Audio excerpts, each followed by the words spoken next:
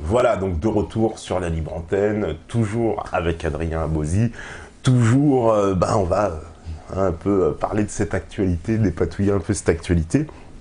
Alors il y avait un terme justement qui est très utilisé en ce moment, et c'est vrai qu'on tape dessus, c'est les complotistes. Tout à fait. Et ça, c'est le nouveau terme de novlangue. Enfin, il n'est pas si nouveau que ça, parce que visiblement, l'origine de ce terme daterait des années 60, après l'assassinat de Kennedy. Le mot n'est pas nouveau, mais si tu veux, en revanche, son utilisation massive en vue d'ostraciser est quand même relativement nouvelle. Oui, voilà. Tout à fait. Donc, ils nous ont ressorti ça du fagot. C'est quelque chose qu'on entend beaucoup. Alors, avec le 11 septembre, là, ça prend une autre dimension encore aujourd'hui. Et là, c'est vrai que c'est les grands médias n'hésitent pas, voilà, des complotistes, il y aurait des gens qui seraient férus de complots partout. C'est très intéressant cette question, c'est très très intéressant. Avant l'utilisation du terme complotisme, on avait vécu l'utilisation du terme fascisme. Ça ne voulait pas dire que le fascisme n'existe pas. Le fascisme a existé, existait encore d'ailleurs chez certains groupuscules, chez certains groupes. Mais en revanche, ce qui était malhonnête de la part de nos contradicteurs, c'était de nous qualifier de fascistes. Enfin, pas toi, mais si tu veux, moi par exemple, je peux typiquement me faire qualifier de fasciste. Tu sais, oh bah moi aussi, t'inquiète pas. Ah, autant pour moi. Ils hésitent pas. mais il y a un problème. On pourra le dire pourquoi, mais il y a un problème anthropologique. Parce que si j'étais blanc aux yeux bleus, je serais le fils d'Himmler. Mais là, c'est Farrakhan seulement là. Voilà. D'accord, j'ai compris. C'est un peu ça. Mais te disais-je, donc tu vois, le fascisme existe, mais en revanche, on l'appliquait sur tout et n'importe quoi. Seulement, la corde a été usée. Il y a aussi eu l'accusation d'antisémitisme, mais avec l'affaire Soral Dieudonné, elle a été aussi très usée. Et on ne peut pas non plus la coller à toutes les sauces, parce qu'il faut que ça soit crédible. Parce que ils ont tiré trop sur la corde, en plus. Voilà. Donc là, le système commence, le système qui sent venir la vague de la nouvelle opinion publique, nous dit, pour essayer de la faire baisser, cette vague, le système use de l'accusation de complotisme. Attention, je ne dis pas que le complotisme n'existe pas. Le complotisme existe, effectivement. Il y a des gens qui voient des complots partout, à toutes les sauces, en permanence, et les complots les plus farfelus. C'est un travers qui existe. Mais le système ne vise pas ça quand il parle de complotisme. De quoi parle-t-il? Il y a une chose qui m'a marqué pendant les affaires de Charlie Hebdo. Enfin, pendant les attentats de Charlie Hebdo. Najat Vallaud-Belkacem fait une sortie, je crois que c'était sur Europe 1, et elle nous dit ceci, elle nous dit que 25% des élèves croient à des théories complotistes. Tout à fait, tout à fait. Or, cette phrase est fausse. 100% des élèves croient à une théorie complotiste, puisque la version officielle est un complot. Et de toute façon, un attentat est un complot par définition, puisqu'un attentat, c'est quelque chose donc d'illégal qui se fait en clandestinité. Enfin, tu vois, qui se fait. Donc, un attentat est un complot. Hein, sauf quand c'est un cas, si tu veux, quand c'est un acte individuel. Mais à partir du moment où plusieurs personnes se concertent pour tuer les gens, c'est un complot meurtrier. Hein. Donc, ce que Najat Vallaud-Belkacem reprochait à ces 25% d'élèves, c'était pas de croire à un complot, puisqu'elle aussi croit à un complot, puisqu'elle croit à la version officielle. Ce qu'elle leur reprochait, c'était d'avoir une vision alternative. Une vision alternative. Et aujourd'hui, le terme complotiste est utilisé sur toutes les personnes qui considèrent qu'existe la malveillance. C'est-à-dire que si tu dis telle décision a été prise parce que ça favorise tel intérêt, on va dire mais tu es complotiste. Tu vois ? Parce que tu considères qu'il est possible que cet intérêt soit malveillant et qu'il défende ses intérêts au détriment de la collectivité. Et je vais te dire moi-même en tant qu'avocat, j'entends de plus en plus en audience des avocats user de l'accusation de complotisme pour dire mais quand un employeur se défend, il dit mais vous nous accusez de... Enfin, quand il se défend contre un salarié, j'entends des avocats employeurs qui nous disent mais attendez, mais là vous avez une vision complotiste, là vous accusez mon client d'avoir des mauvaises intentions ou de vous en vouloir, etc. Mais à l'inverse, il y a aussi des avocats de salariés qui usent de cette utilisation.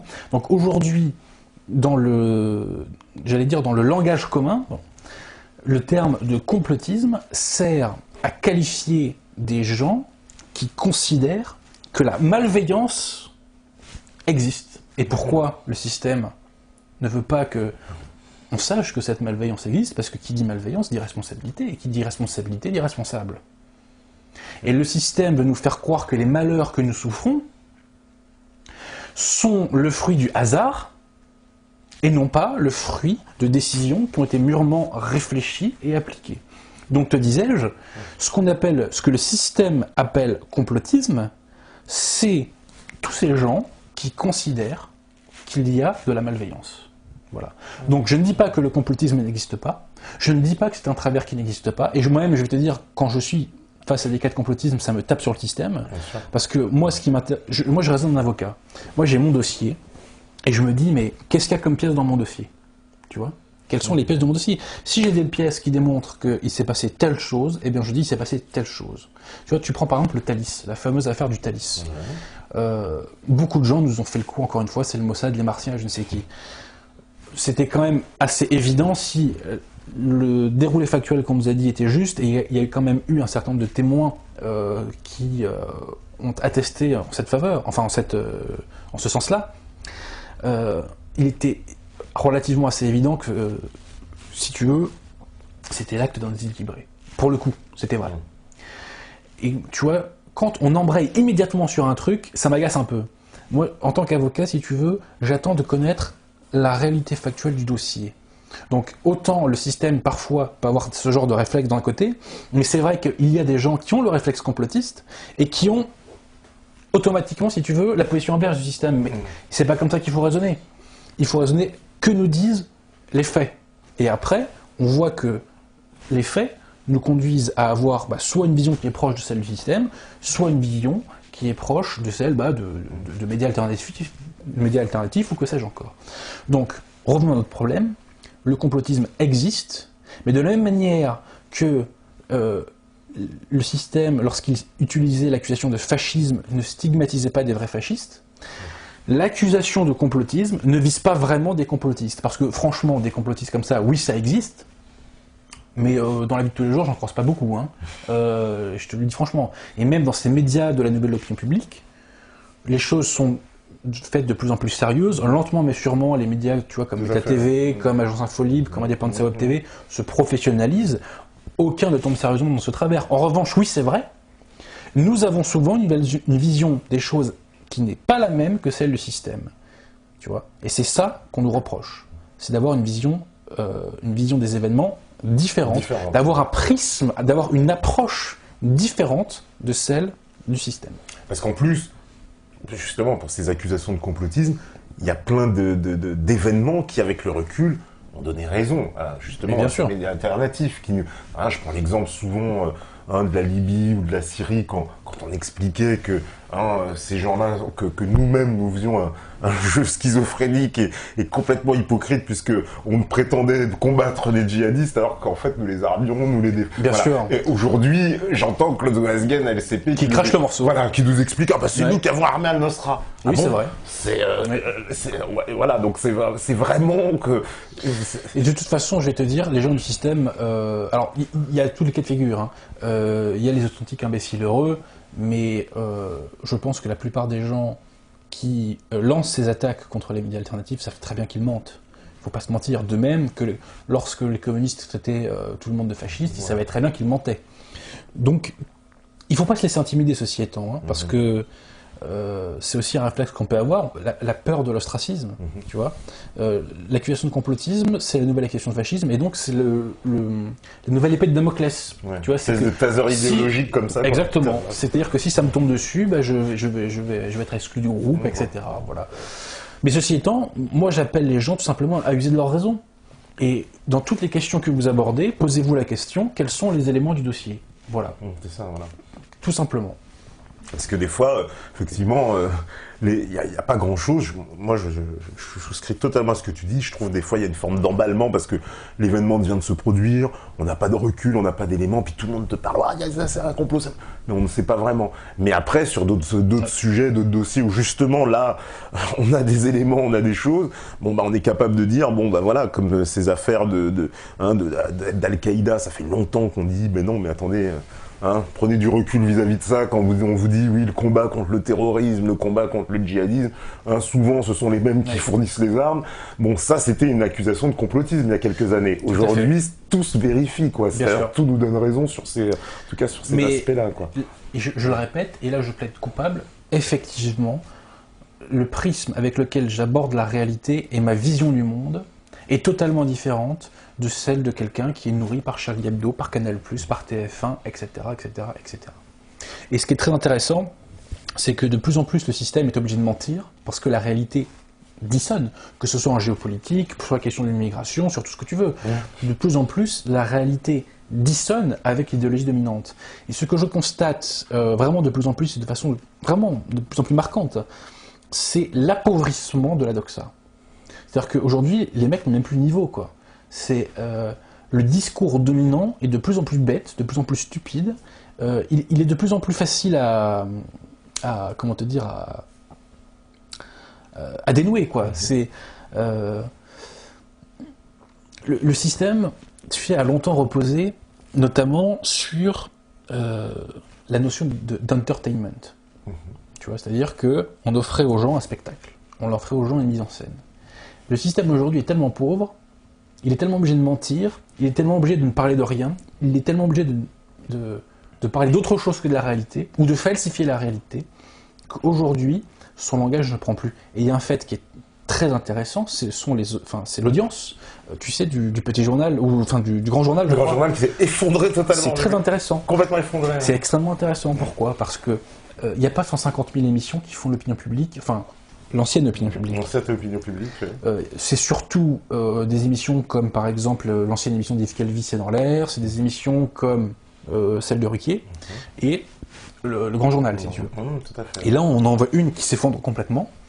C'est tout sauf un détail. Moi, je ne prends pas du tout ça à la légère, ce n'est pas une simple anecdote. Espérons que l'émission de Ruquier s'effondre aussi bientôt. Sachant que, encore une fois, c'est beaucoup les Charlie et les retraités qui regardent toutes ces émissions. Ruquier, j'ai revu l'émission qu'il n'y a pas longtemps avec les confrères, où d'un coup il nous explique « Ah bah aujourd'hui, vous savez, les politiques n'ont plus le pouvoir, c'est d'autres qui l'ont ». Ça aussi, on pourrait... C'est du complotisme, normalement. C'est du complotisme. Parce que quand on expliquait ça il y a quelques années, on me disait c'est du complotisme, là. Quand je disais, bah non, le pouvoir n'est plus aux mains du gouvernement français, c'était du complotisme. Bien sûr. On voulait expliquer ça. Donc on voit qu'il y a et justement, c'est quoi alors? Ça veut dire que cette nouvelle opinion publique, elle est en train d'avancer, elle marque des points. C'est quoi C'est lent, mais elle marque des points, bien évidemment. D'ailleurs, je pense que tu as dû voir cette interview extrêmement intéressante sur France Inter. Tu sais, c'est un des journalistes qui a écrit un bouquin sur Soral qui est invité. Ah oui, j'ai pas pu la louper. Donc ils évoquent la question Soral, parce que bon, c'était le Soral et Dieudonné, si tu veux, participent au storytelling du système. Donc le système est obligé de parler d'eux, parce qu'il faut, dans la logique du système, il faut parler de la France raciste. Et Soral et Dieudonné ont été utilisés, et je pense qu'ils se sont laissés utiliser pour illustrer cela. Donc, on parle de Soral. Mais après avoir évoqué la question Soral, la journaliste embraye et elle lui dit, mais au fait, parce que c'est vrai que Soral fait des chiffres impressionnants, faut pas se mentir. Bien sûr. Quoi qu'on pense de lui. La journaliste de France Inter embraye et elle demande au journaliste qui a écrit ce bouquin sur Soral, mais au fait, il n'y a pas que Soral, il y a aussi Beta TV. Et puis je crois que vous avez fait, elle cite le chiffre de 17 millions de vues. 17, elle se trompe d'ailleurs parce que c'est plus, mais bon, c'est pas grave. Mais c'est vrai que c'est un chiffre absolument hallucinant, sachant que la clientèle de Meta TV, c'est pas la clientèle de Ruquier et du Grand Journal. Tout à fait, oui. Tu vois, nous les extraits de Ruquier et du Grand Journal, on en prend les extraits sur YouTube Dailymotion, mais on regarde pas la télé. La vie est trop courte pour regarder la télé. Donc c'est vrai qu'on a une influence de plus en plus grande. Je vais te dire, bon, ça va faire sourire les gens, mais à titre personnel, moi je suis de plus en plus reconnu dans la rue. Bon, ça peut paraître tout con, mais ça ne veut pas rien dire, tu vois. Non, bien sûr. C'est évident que nous montons lentement mais sûrement, et en face ils n'aiment pas ça. Et tu sais, j'ai inventé cette expression de nouvelle opinion publique. Tout à fait. Suite à quoi ? En fait, je m'intéresse beaucoup à un historien qui s'appelle Augustin Cochin, qui a écrit sur l'influence des sociétés de pensée et l'influence que ces sociétés de pensée ont eu, comment dire, pour l'avènement de la Révolution française. Voilà. Et je voulais voir ce que François Furet en pensait, parce que François Furet a écrit sur Augustin Cochin dans son livre « Penser la Révolution française ».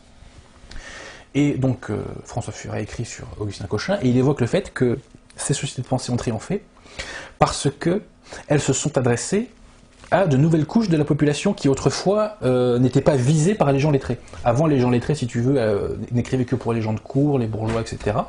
Et là, les sociétés de pensée ont eu l'intelligence, donc certes, de continuer à s'adresser à ces bourgeois, à ces nobles de cour, etc., mais aussi, via les libelles, à s'adresser aux masses populaires. Tu vois? Et là, je me dis, putain. Tu vois, et j'ai fait l'analogie. Et je me dis, mais là, c'est pareil. Internet a le même rôle que les sociétés de pensée. Internet s'adresse à des masses auxquelles les médias ne s'adressent plus. Tu vois ce que je veux dire? Ouais. Et c'est comme ça, et je me dis, mais donc c'est une nouvelle opinion publique qui se forme, tout simplement. Et c'est ce que nous constatons sur Internet. Et on voit bien qu'entre quelqu'un qui est fomenté, qui est pétri par la nouvelle opinion publique, et quelqu'un qui, lui, reste dans les codes de l'ancienne, il y a une incommunicabilité. On peut parler de rien. Tu vois, on peut pas parler de l'Union européenne, on peut pas parler de l'immigration, mais vraiment, c'est de plus en plus marquant. Il y a une incommunicabilité. En plus, il y a une question, est-ce qu'on peut dire qu'il y a une question aussi de génération? Parce que la génération, j'ai envie de dire, un peu plus jeune, a plus tendance à faire partie justement de cette nouvelle opinion publique, alors que... Et j'ai envie de te dire, de plus en plus jeune. Et de plus en plus jeune, oui. Tu vois, anecdote toute bête, un jour je vais à une épicerie près de Montparnasse avec un pote, et puis tu vois, t'as des jeunes de 17 ans, 18 ans qui débarquent, et t'as un mec qui me dit vous sauriez pas Adrien Abosi? Et tu vois, ça me surprend. Et je lui dis pour rigoler, non, je suis un sosie. Bref. Mais je lui dis c'est bien, vous pensez bien. Mais tu vois, c'est de plus en plus jeune, et je suis très surpris de ça. Oui, même nous dans notre public, je dois dire, il y a des gens extrêmement jeunes. Mais c'est tant mieux, parce que si tu veux, ce sont des gens qui sont débranchés de la matrice extrêmement jeunes. Moi, je vois à 17 ans, bon, j'avais la chance, si tu veux, d'être un peu moins con que la moyenne, parce que j'étais un amoureux d'histoire. Mais je me dis, ces gens-là sont débranchés si jeunes, ça peut faire mal à la fin. Ça peut faire mal. Donc, elle est jeune, elle est dynamique, la dynamique est dans notre sens, faut pas se mentir. Le système a cassé en partie cette dynamique l'année dernière, en partie, tu vois, par des coups de pression sur les uns et les autres, sur divers médias, notamment par l'accusation de complotisme. Mais ça continue. On n'arrêtera pas le mouvement. Le mouvement, parfois, accélérera moins vite. Peut-être parfois qu'il se stoppera momentanément. Mais à terme, on va gagner. C'est évident. Parce que les jeunes n'ont plus rien à foutre de la télévision. Bon, ils la regardent, bien sûr. Mais si tu veux, quelle est la différence de fond entre le téléspectateur qui regarde une émission de Ruquier et un internaute qui regarde une conférence d'Adrien Abosi, de Pierre Hilard, de Laurent Ozon, de Michel Drac et qui sais-je encore? La différence, c'est quoi? C'est que le mec qui va regarder Ruquier, en grande partie, il subit ce qu'il regarde. C'est-à-dire que tu sais très bien qu'il zappe et il prend le moins nul. Alors qu'en revanche, le mec qui va regarder une conférence des personnages que j'ai cités, il va vers si tu veux, vers eux. Et donc ça s'adhère, c'est-à-dire que d'un côté on a de l'eau sur la plume d'un canard, et de l'autre côté on a de l'eau, si tu veux, qui s'imprègne. Et nous imprégnons. La nouvelle publique est imprégnante. Et en plus, la chance que nous avons, c'est que, là je vais passer pour quelqu'un de prétentieux, je m'en excuse, mais je suis désolé, la différence de niveau entre des gens comme Adrien Abosi, Pierre Hilard, Michel Drac, Laurent Ozon et compagnie, tu nous prends nous, et tu prends les mecs du système, excuse-moi, on leur met la fessée. Hein. Ouais, tu prends et dès que tu le sais, c'est souplesse arrière, coup de tête, balai de manchette, là. C'est que, ils sont chiants, ils ne t'apprennent rien. Voilà, c'est-à-dire que nous avons récupéré l'entertainment. Tu vois ce que je veux dire? Nous avons récupéré le spectacle. Le spectacle aujourd'hui, c'est nous. C'est même plus eux. Eux, ils sont chiants, il n'y a que les vieux qui la regardent parce qu'ils ont rien d'autre à faire de leur journée, en gros. Voilà, donc on a réussi ça, et en plus, quand on fait ça, et j'aurais pu citer Asselineau aussi, parce qu'on me dit, monsieur Abosi, vous critiquez trop Asselineau. Non, j'ai une grande affection pour François Asselineau, je trouve qu'il fait un très bon travail sur l'Union européenne. Le seul truc que je lui reproche, c'est que c'est un homme de gauche, multiculturaliste, républicain, et je trouve ça totalement ringard. Mais passons, sur l'Union européenne, il fait un super boulot, et c'est de même qu'un Ozon, si tu veux, a apporté le concept de rémigration, de même qu'un Pierre Hilard a totalement... enfin, si tu veux, a fait une critique, j'allais dire universitaire, j'aime pas trop ce mot, mais une critique scientifique du nouvel ordre mondial, de même que j'ai un petit peu réactivé le concept d'anti-France, tu vois. Faut reconnaître à Asselineau que c'est le mec qui a fait un boulot exceptionnel sur la sortie. Sur la sortie de l'Union européenne, c'est exceptionnel. C'est incontestable. Bien sûr. C'est absolument incontestable. Mais en tout cas, tu vois, tous ces gens-là, donc Asselineau, Léa Bozzi, on a plein de différences entre nous, hein, mais c'est pas le problème. Eh ben, on arrive à avoir une influence qui est de plus en plus grande, elle est encore limitée, hein, faut pas non plus se prendre pour ce qu'on n'est pas, mais que ça commence à peser quand même. Enfin, moi, j'ai l'impression qu'il y a des...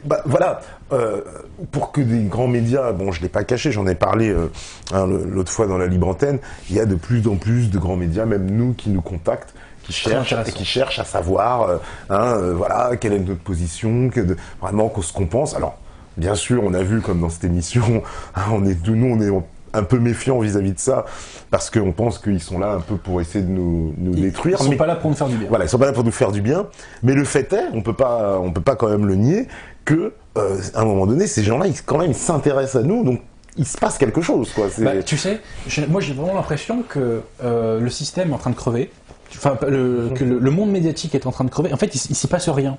Et aujourd'hui, c'est ici que les choses se passent. Tu vois, c'est ici.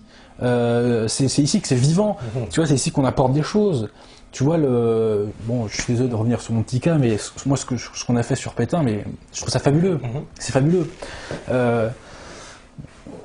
Et je pense en plus vraiment que nous sommes au début du mouvement. Mais vraiment, bon, pour moi, la nouvelle opinion publique a vraiment commencé à émerger en 2007-2008, avec vraiment l'arrivée de Dailymotion et YouTube, quoi. Tout à fait, ouais. Ça a été lent. J'ai toujours cette anecdote en tête qui est toute bête, mais tu vois, je me rappelle en 2010, Pierre Hillard était allé faire une conf dans le sud, et il m'avait dit, putain Adrien, j'ai fait 15 000 vues. Tu vois. Alors qu'aujourd'hui, c'est la loose, 15 000 vues, tu vois.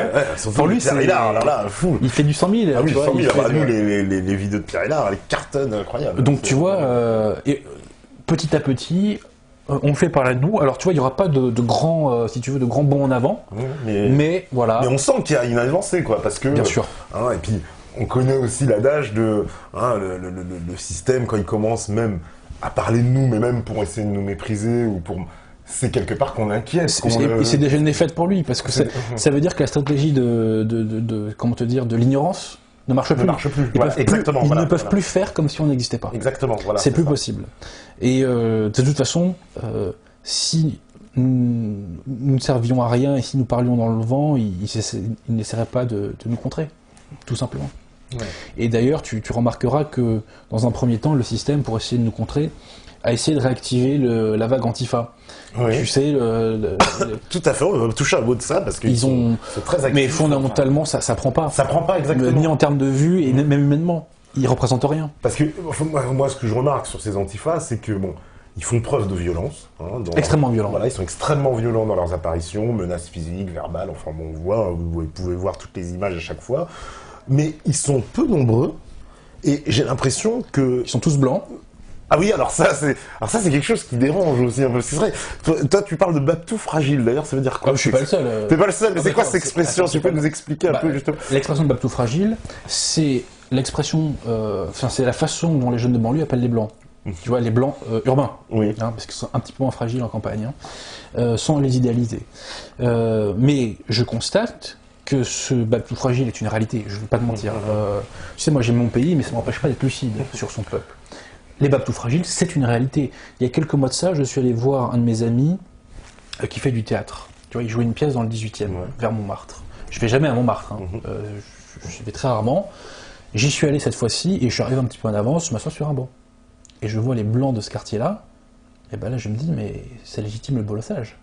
Parce que tu vois les gueules de minets des mecs, tu vois, t'as envie de leur foutre des tartes, faut pas se mentir. Même toi, c'est que il y a un côté, si tu veux, qui me répugne. C'est difficile à expliquer parce que tu vois, je parle de physionomie, mais ça se voit sur la gueule des gens, tu vois. Et j'en avais déjà parlé des mecs de cité, ils s'en rigolaient avec moi.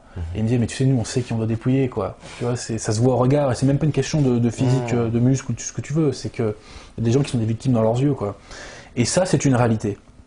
Il y a beaucoup de blancs dans les centres urbains qui sont des lâches, qui se sont jamais battus, qui n'ont jamais pris de coups. C'est ce que j'appelle les puceaux du réel, c'est-à-dire que ce sont des gens qui n'ont jamais connu la souffrance, véritablement. Et d'ailleurs, humainement, moi, les gens qui m'intéressent, ce sont les gens qui ont connu la souffrance. Les gens qui n'ont pas connu la souffrance, humainement, je m'ennuie très vite avec eux. Je te le dis franchement. Et moi, je n'ai jamais supporté ces gens-là, qui généralement, donc c'est des bourgeois blancs qui vivent entre bourgeois blancs. qui méprisent des gens comme moi, qui sont des fachos, bien entendu.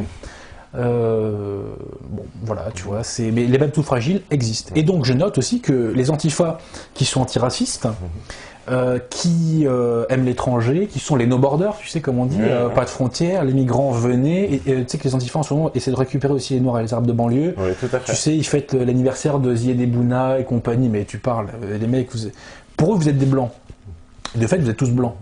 Donc c'est bizarre, il n'y a que des blancs chez les antifas, et les antifas ne parlent pas à la banlieue. C'est assez étonnant, parce que ça c'est un peu contradictoire, parce que même souvent, voilà, ils se prétendent antifa, il n'y a que des blancs, et les groupes dits extrême droite, eux par contre, sont vachement plus métissés. Alors c'est quoi, c'est le monde inversé encore, ça? Bah, si tu veux, je pense qu'il y a un truc très simple, c'est que, en fait, l'extrême droite, pour moi, c'est une question d'intelligence, quoi. C'est que... l'extrême droite française, je veux dire, quand t'es intelligent, bah, tu deviens plus ou moins nationaliste, royaliste, tu vois, tu deviens plus ou moins traditionnaliste. Enfin voilà, c'est une question de niveau.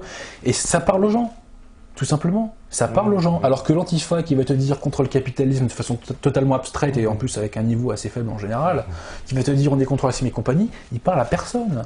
Et puis en plus, il y a 30 ans de manip de gauche derrière, donc je pense que les Noirs et les Arabes ont un mouvement de recul, si tu veux.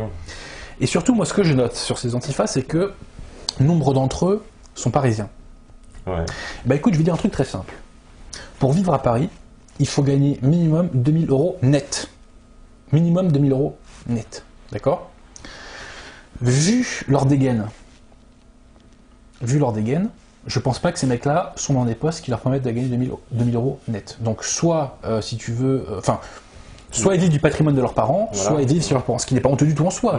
Ce que je dis simplement, c'est que on ne peut pas être un militant révolutionnaire anticapitaliste quand on vit comme ça, messieurs. Faut pas nous la faire. Donc je n'ai rien contre eux humainement. Moi, j'ai une approche chrétienne. J'ai envie de leur dire rejoignez-nous. Tu vois. Ouais. Mais ce que je note aussi, c'est que nous, catalogués à l'extrême droite, on peut vivre sans eux. Alors eux, ils peuvent pas vivre sans nous. Sorry. Ils ne parlent que de nous tout le temps. Ils n'ont rien à dire. La seule chose qu'ils ont à faire, c'est des rapports de police sur nous. Ils ne peuvent pas se passer de nous. D'ailleurs, je pense que certains d'entre eux, au fond d'eux, tu vois, peut-être valident un petit peu tout ce qu'on dit. Tu vois. Enfin, parce que c'est incroyable. Moi, personnellement, je passe pas ma vie à cracher sur les antifas ou... Enfin voilà, je m'en fous, ils n'existent pas. Des articles sur les antifas, etc. Pour moi, ils n'existent pas. Et je leur souhaite le meilleur dans la vie. Tu vois, j'ai aucun problème à le dire. Mais eux, par contre, alors là, ils sont obligés de nous cracher dessus et de nous insulter, voire de nous menacer physiquement. Ouais, parce qu'ils sont violents quand même. Enfin, ils sont violentés, c'est un peu comme les racailles, ils sont violents à 8 contre 1. Oui, si tu les croises à 1 contre 1, les mecs, je suis pas sûr qu'ils soient aussi courageux. Oui, parce qu'ils débarquent souvent, comme tu dis, dans le rapport de force, 8 contre 1. Ça, c'est l'extrême gauche. Tu sais, moi, quand j'étais étudiant, parfois il y avait des syndicats qui voulaient faire des grèves, et la méthode c'était quoi? C'était on débarque à 50 dans l'amphi, quoi. Hein. C'est toujours cette méthode-là de l'intimidation. La gauche fonctionne beaucoup à l'intimidation. Et la gauche est extrêmement violente par nature. Pourquoi? Parce que lorsque la gauche considère que tu rejettes leur idéal d'homme nouveau des Lumières, tu n'es pas un homme et les droits de l'homme ne s'appliquent pas à toi. Et donc là, tu es une merde et ils peuvent te massacrer. Ils ne massacrent pas un homme. Et, note-le bien, historiquement, tous les massacres de l'histoire contemporaine de France ont été faits par des forces de gauche. Massacre des Vendéens, par des forces de gauche. Massacre des ouvriers en avril 48, par des forces de gauche. Massacre de la Commune, par des forces de gauche. Clémenceau fait tirer sur les mineurs. Massacre de la France des notables en 44, par des forces de gauche, parce que l'épuration, officiellement ça n'existe pas, officiellement on a tué que des traîtres, excusez-moi, on n'a pas tué que des traîtres, les communistes savaient très bien les personnes qu'ils ont fait assassiner, on a fait assassiner dans l'eau, bien sûr qu'il y avait des collabos et des traîtres, mais ce qu'on a fait assassiner surtout, c'était des notables. Les communistes voulaient flinguer la France des notables, elles voulaient flinguer ce qui reste de réactionnaires dans l'infrastructure française. Donc tu vois, la gauche n'a aucun scrupule à massacrer, à tuer, à cogner, à partir du moment où elle considère que tu n'es pas dans leur camp, à partir du moment où elle considère que tu ne partages pas leur idéal d'homme nouveau. La gauche n'a aucun scrupule à ça. Donc ça, donc quelque part, donc il y a, j'ai envie de dire, une véritable héritage idéologique entre eux, bien sûr que voilà, oui. qui suit son cours dans l'histoire. Et j'ai oublié de dire aussi qu'en 1934 aussi, la gauche a fait tirer sur le peuple. Hein. Monsieur Daladier, il s'est pas gêné pour faire tirer sur le peuple. Hein. Tu vois, Ziad et Bouna qui sont morts accidentellement, on en a fait tout un pataquès. En revanche, quand Daladier fait tirer sur des Français patriotes qui disent « Ah bah les voleurs », là c'est normal, même il a bien fait de le faire, quoi. Donc tu vois, le deux poids deux mesures systématique de la gauche est absolument infamante. Parce que oui, on voit des images, alors Moi, j'ai vu Marine Le Pen qui se fait chahuter Bien sûr. à Soissons. L'intolérance, tu vois, ces gens-là qui disent être tolérants et qui disent vous êtes le camp de la haine, mais attendez, vous avez les yeux injectés de sang. Ne dites pas que c'est nous qui sommes le camp de la haine, regardez dans une Mais glace. c'est ça. Parce que moi, je dois bien dire, alors là, je confesse, mais je me suis jamais fait agresser par des gens du Front National ou de soi-disant... les soi-disant fascistes d'extrême droite, quoi, qui seraient, paraît-il, dangereux, paraît-il, s'en prendraient tout ce qui est un peu basané. En revanche, j'ai déjà eu affaire aux autres côtés, aux antifas. Donc, bon, et effectivement, par un moment dialectique curieux, ces antiracistes en viennent à taper les Noirs des Arabes, ce qui est rigolo. Mais c'est ça, oui, voilà, c'est ça. C'est qu'on en arrive, c'est pour ça que je parle, il y a une espèce d'inversion, quoi. Il y a quelque chose de complètement paradoxal. Mais moi, je ne voudrais pas être dans leur tête. Hein. Je te le dis franchement, je pense que les mecs sont pas heureux, quoi. Je pense qu'ils sont dans une schizophrénie, qu'ils en ont conscience et qu'ils sont pas bien. Et en plus, ils détestent les gens comme nous, parce que nous leur avons volé leur joujou, c'est-à-dire la contestation. La contestation du système, c'est chez nous. Et la contestation du système, entre guillemets, elle se fait par la droite, mais la vraie, l'extrême droite, quoi, tu vois, ce qu'on appelle l'extrême droite. Tu vois, tous les termes sont piégés aujourd'hui. Oui, tout est piégé, quoi. Mais tu comprends, je pense que les gens qui m'écoutent comprennent ce que je veux dire. C'est-à-dire que nous vivons dans un monde de gauche. Nous vivons dans leur monde. C'est ça qu'ils doivent comprendre. Dans un monde anti-tradition, dans un monde où il n'y a pas de frontières, dans le règne de la matière. C'est votre monde. C'est votre monde, messieurs, ce monde de 1789, de 1944, de 1968. Nous sommes dans votre monde. Et la réaction contre ce monde viendra de l'opposé. C'est-à-dire de nous, tu vois. Parce qu'il y a quand même, en plus, des faits comme ça qui sont des grands marqueurs de l'histoire que souvent les gens de gauche réfutent, comme... parce qu'on aime bien balancer la colonisation à la tête de l'histoire de France, mais pourtant la colonisation c'est une affaire de gauche, c'est Jules Ferry. Essentiellement. Alors tu vois, il y a eu l'Algérie, pour être intellectuellement honnête, qui a été faite en 1830, mais l'essentiel de la colonisation, elle a été faite à partir des années 1880. Tout à fait. Et comme tu dis, effectivement, tu sais que sous la Troisième République, la droite n'a quasiment jamais été au pouvoir. Elle a été au pouvoir pendant la première majorité, jusqu'à MacMahon. Ouais. Après la démission de MacMahon, il n'y a pas eu de majorité de droite jusqu'à la Première Guerre mondiale, et il y a eu une nouvelle majorité de droite en 1919. C'est ce qu'on appelle, tu sais, la majorité bleu horizon. Mais de toi à moi, c'était une majorité de droite proto-UMP, c'est-à-dire droite couille molle, pardon l'expression. Ensuite, il y a eu des alternances pendant l'entre-deux-guerres, mais c'était plutôt du centre-gauche, centre-droit. Mais la gauche a quasiment toujours été au pouvoir depuis la Troisième République. Alors, il y a eu 25 ans de gaullisme, mais le gaullisme, c'est de la gauche. Et historiquement aussi, ça c'est un fait que tu pourras... Alors, en plus, c'est vraiment ton sujet, mais avant la Seconde Guerre mondiale, la chambre qui donne les pleins pouvoirs au maréchal Pétain, c'est une chambre de gauche. C'est la chambre du Front Populaire. Du Front Populaire. Et n'oubliez pas une chose, c'est que dans la loi constitutionnelle pour Pétain, dans la loi constitutionnelle qui donne des pleins pouvoirs à Pétain, il y a l'expression travail, famille, patrie. Donc tu vois, oui. Donc tu vois, c'est la chambre du Front Populaire qui a voté pour travail, famille, patrie. Mais c'est très intéressant parce que ça veut dire que lorsque les circonstances sont trop déchirantes, trop pesantes, trop brutales, des collabos peuvent faire l'inverse de ce qu'ils ont fait avant. Et là, tu vois, je pense aux élites françaises qui peuvent peut-être un jour faire l'inverse de ce qu'elles ont fait. Mais c'est aussi, ce qui signifie aussi, donc c'est bien une chambre de gauche qui déclenche la guerre contre l'Allemagne, quand même. Oui. Non, parce que ça, c'est des marqueurs de l'histoire qu'on jette à la... Alors, c'est vrai qu'on a déclaré la guerre à l'Allemagne, mais de toi à moi, l'Allemagne nous a poussé à le faire un petit peu. Oui. D'ailleurs, tu t'imagines bien que le pacte germano-soviétique a été fait... Hitler a fait ce pacte germano-soviétique pour avoir les mains libres en Pologne et éventuellement en Occident, dans l'Europe occidentale. N'oublions jamais que le Parti communiste a trahi la France. Je le dis et je le répète, je le répéterai encore. Le Parti communiste a trahi la France en 1939. Il a trahi la France. Les militants communistes dans les usines sabotaient. Les usines d'armement étaient sabotées. Ah oui, parce que comme l'URSS, évidemment, ne participait pas à la guerre contre l'Allemagne. Elle était alliée avec l'Allemagne nazie. Elle était alliée avec l'Allemagne nazie. Le Parti communiste français a validé cette saloperie. Et donc, les militants communistes sabotaient dans les usines, ils organisaient la démoralisation des troupes. Et Maurice Thorez a déserté en 1939. Il a été condamné par le tribunal militaire, je crois que c'était d'Amiens de mémoire, parce qu'il a déserté et il s'est tiré en Russie. Et De Gaulle, De Gaulle qui officiellement, à la Libération, a châtié les traîtres, mais non, il n'a pas châtié tous les traîtres. Parce que Maurice Thorez, il a été réhabilité, il était fait ministre. Donc il y a quand même de la trahison, tu vois, à géométrie variable, hein, De Gaulle. Hein. Mais bon, donc le Parti communiste a trahi la France. D'ailleurs, il n'a pas que trahi maintenant, à cette époque-là. Il l'a trahi aussi pendant la guerre d'Algérie. Je vais te dire un truc, qu'on ait lâché l'Algérie, ça ne me choque pas plus que ça. Mais en revanche, que des gens aient aidé le FLN, mais c'est répugnant. Et je te parle pas aussi de...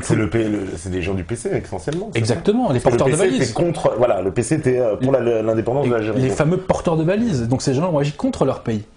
Et on a vu la même chose en Indochine. Combien de capots communistes français on a retrouvés dans les camps communistes vietnamiens? Et d'ailleurs, quand ils sont rentrés en France, ils n'ont eu aucun problème, hein, ces gens-là. Hein. Bon. Donc, bon, la gauche est l'anti-France. Je radote, mais ça fait du bien de le dire. Hein, je suis désolé, mais c'est... Non, parce qu'il faut quand même expliquer, quoi. La gauche, c'est la République des Lumières. Donc, c'est l'anti-France. Voilà. Et la gauche, systématiquement, joue contre les intérêts de la France parce qu'elle veut flinguer l'identité française. Elle veut flinguer l'identité française parce qu'elle veut créer cet homme nouveau. La République doit se substituer à la France dans l'esprit de gauche. Et tu remarqueras que Manuel Valls n'a que le mot République à la bouche. Les valeurs de la République, et blablabla, blablabla. Voilà. Bah aujourd'hui, ça a contaminé presque l'ensemble de la classe politique. Tout à fait, parce que la droite est morte en 1944. La droite s'est faite physiquement exterminer en 1944. On a flingué, si tu veux, les fers de lance anthropologiques de la droite, tu vois. Et il reste des éléments conservateurs dans la bourgeoisie française, dans l'oligarchie française, mais elle ferme sa gueule aujourd'hui, parce qu'elle sait qu'elle est minoritaire. Et l'épuration, c'était pour exterminer la droite, ou pour faire fermer sa gueule à ceux qui ne sont pas morts.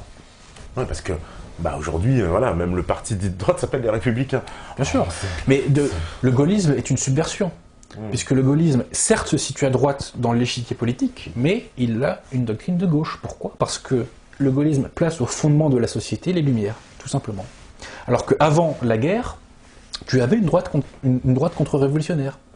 Tu vois, l'Action française était vendue à des millions d'exemplaires.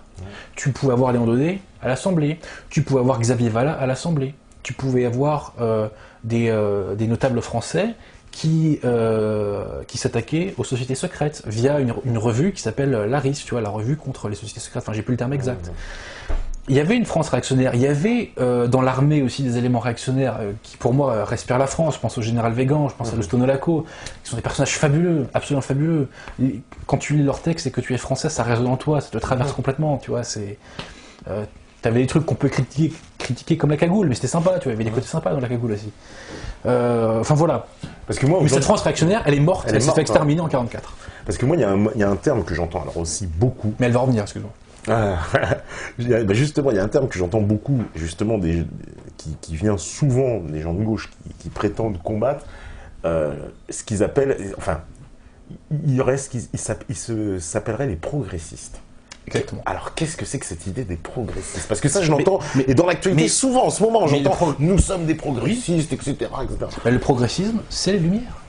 Et le progressisme, c'est ce qui consiste à faire avancer la société selon eux, et eux pensent faire avancer la société quand on abolit toutes les normes issues du passé. Le mariage gay, c'est progressiste. Parce qu'on abolit le mariage à l'ancienne. D'accord. Tu vois, pour ces gens-là, le progrès, c'est l'abolition du passé. Et le clivage gauche-droite, le vrai clivage gauche-droite, c'est progressisme-réaction. C'est progressisme-réaction, ce n'est pas capital travail. Marx, d'ailleurs, quand il fait le manifeste du Parti communiste, note avec justesse que la bourgeoisie est progressiste et que la bourgeoisie pousse à l'abolition du passé au XIXe siècle. Tu sais, le clivage gauche-droite, il y a quelqu'un qui en parle beaucoup mieux que moi, alors il ne faut pas le citer officiellement, mais c'est monsieur Henri Coston. Et il t'explique très bien tout ça. C'est-à-dire que le progressisme et le capitalisme sont main dans la main. Parce que c'est le progressisme qui fait émerger le règne de la matière. Avant l'émergence du progressisme, via 1789, il y avait des contre-pouvoirs contre le règne de la matière. Il y avait l'Église qui avait des puissances, il y avait les corporations, il y avait le roi, etc. Même la noblesse qui avait des milliards de défauts était un rempart contre l'argent, contre le règne de la matière, si tu veux.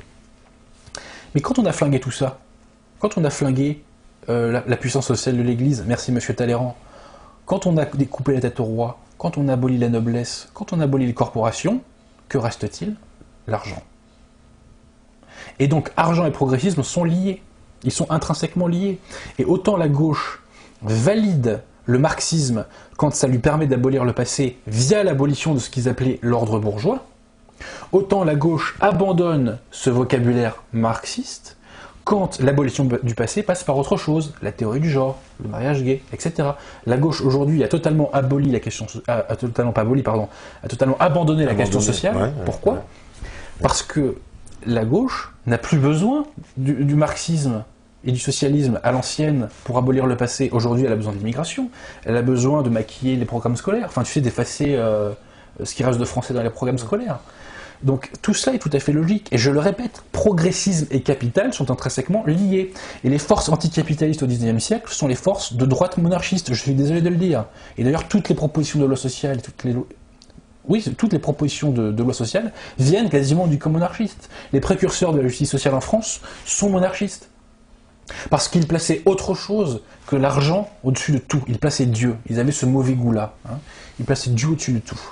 Et d'ailleurs, je pense qu'on va avoir un retour de ce logiciel dans les années à venir. Ouais, parce que j'ai envie de dire, bon, je reprends un anglicisme, mais le storytelling qu'on nous raconte sans cesse, c'est que c'est plutôt la gauche qui fait avancer la liberté. Oui, la gauche, via le progressisme, fait avancer le matérialisme. La gauche anticapitaliste, c'est la plus grande escroquerie du millénaire. La gauche est capitaliste par définition, puisque la gauche, c'est le règne de l'argent. La gauche est pour la destruction de tous les contre-pouvoirs à l'argent. Enfin, le seul contre-pouvoir de l'argent, c'est l'esprit, tu vois, avec un grand E, mais qui se décline sous diverses façons. Traditions religieuses, politiques, etc. Donc, la gauche n'a jamais été pour la justice sociale, ça c'est du pipeau total. Et voilà, et d'ailleurs, tu sais, si Pétain s'est fait liquider aussi en 1944, c'est parce qu'il voulait mettre un régime corporatif, et ça plaisait pas à tout le monde. Hein. Ça plaisait pas à tout le monde. Finalement, oui, c'est parce que là, c'est vraiment parce que ça, c'est un espèce de grand mensonge idéologique sur lequel est un peu bâti notre j'ai envie de dire, notre clivage politique, Bien sûr. Et si tu veux, beaucoup de gens nous disent que le clivage gauche-droite est mort. Je comprends pourquoi elles disent ça, parce qu'effectivement, dans l'échiquier politique, il est mort. Parce qu'en fait, dans l'échiquier politique, on n'a que des progressistes. Le FN n'est pas encore là-dedans, il y arrive petit à petit, mais bon, à part le cas du FN, si tu veux, on n'a que des progressistes. Mais le clivage gauche-droite ne cessera pas tant qu'il y aura d'un côté, enfin, tant qu'il y aura des Français enracinés, si tu veux. Le clivage gauche-droite, il existe dans la société. C'est simple, le clivage gauche-droite, c'est Jacobin contre Français. C'est République des Lumières contre héritage spirituel de la France. Ça a toujours été ça. Et c'est une espèce de plaie dans l'histoire de France. Et tant que cette plaie ne sera pas refermée, le clivage gauche-droite existera. Il n'existera pas tout le temps, parce que je pense qu'à terme, le progressisme sera vaincu.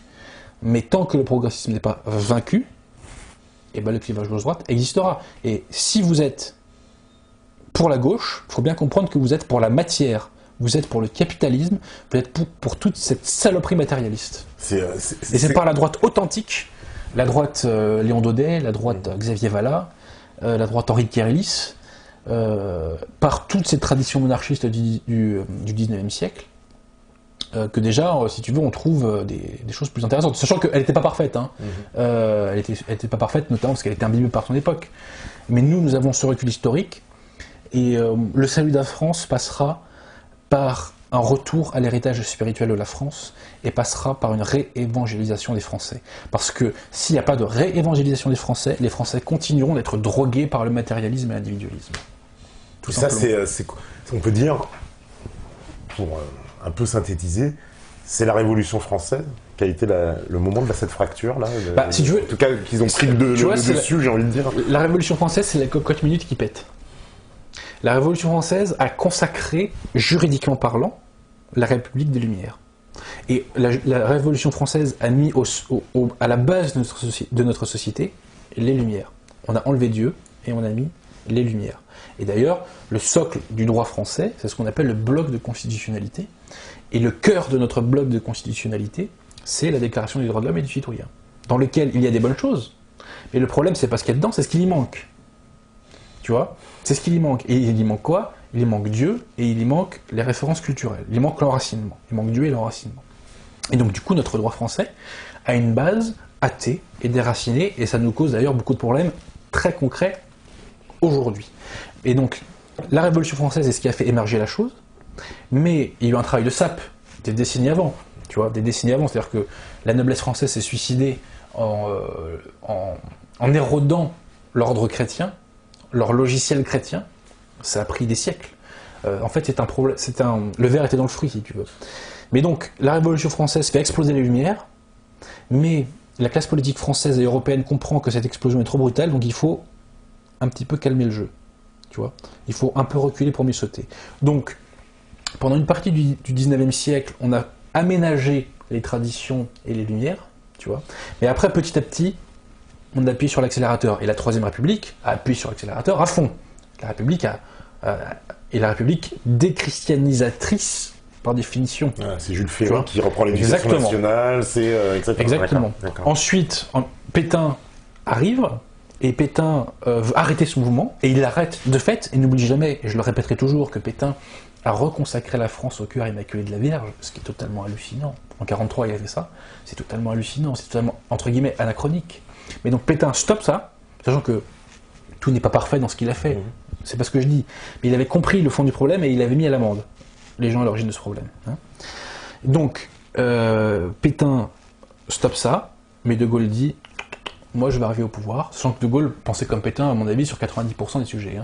Mais De Gaulle dit « non, je vais arriver au pouvoir, et je rétablis la République des Lumières », et on se reprend une perfusion de jacobinisme, mais cette perfusion est d'autant plus puissante qu'on extermine physiquement, les communistes exterminent physiquement les éléments réactionnaires dans la société française. Donc là, tu vois, on se le prend dans la gueule, et puis depuis, il y a une espèce d'accélération du progressisme. Ce qui fait qu'on arrive à l'immigration de masse. Il faut créer l'homme nouveau. Alors comment créer l'homme nouveau ? On commence par déchristianiser, ensuite on va faire l'immigration de masse, ensuite on va américaniser aussi, tu vois, culturellement, et ensuite on va effacer les programmes d'histoire. Et là, qu'est-ce qui va rester de la France ? Qu'est-ce qui reste de la France ? Pas grand-chose. Et c'est pourquoi nous sommes l'avant-garde française, je ne crains pas de le dire, parce que nous contribuons à la refrancisation du peuple français, et parce que nous nous inscrivons contre ce mouvement du progressisme. Eh ben écoute, je pense que sur ces mots, on va faire la petite pause, la régie elle est prête, et puis troisième partie, on va se consacrer aux questions des métanautes, j'imagine. Avec joie. Voilà, puisqu'en plus, à chaque fois que tu étais venu, il y en avait eu beaucoup, mais on n'avait pas pu répondre. Là, c'est pareil, il y en a pas mal. Et voilà, on va répondre à vos questions. Donc, allez-y, posez les questions. Troisième partie, ce sera consacré à ça, puis on débardera un petit peu, comme on a commencé un petit peu en retard. Voilà, donc à tout de suite, à vous, la régie.